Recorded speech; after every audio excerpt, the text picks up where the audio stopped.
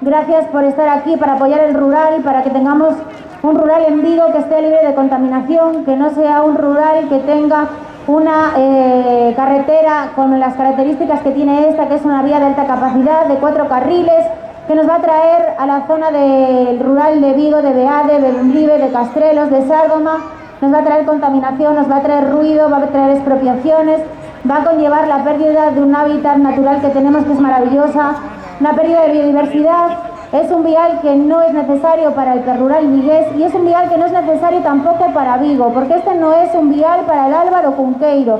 Esto es un vial que acaba en zona franca. Queremos que todo el mundo se entere, la gente tiene que saber la verdad. En la página 14 del Plan General del Urbanismo de Vigo dice que este es un vial proyectado que une la A55 con zona franca para servir a las ampliaciones de zona franca, no es para el Cunqueiro. Las zonas afectadas por este vial son núcleos rurales llenos de verde, libres de ruido y contaminación, ricos en flora y fauna.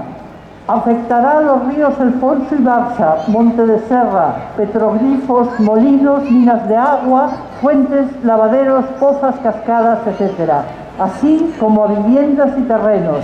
Vigo, escolta! Este vial non é para aspirar. Porque o rural é o pulmón verde da nosa cidade. Realmente, sin a biodiversidade que hai no rural, sin o aire limpo, toda a tranquilidade e a calidade de vida que ofrece o rural, esta cidade non tería sentido. Entón, este vial o que pretende é fender o rural, pretende tronzar e acabar con ese pulmón verde de Vigo. Entón, por iso, defender o rural vigués é defender a calidade de vida de toda a cidadanía viguesa. Lugares de esparcimento, lugares preciosos, forman parte do noso patrimonio.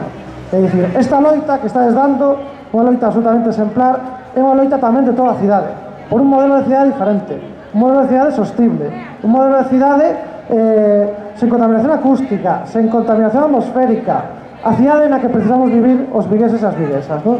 ¡Manos arriba! ¡Esto es un atraco!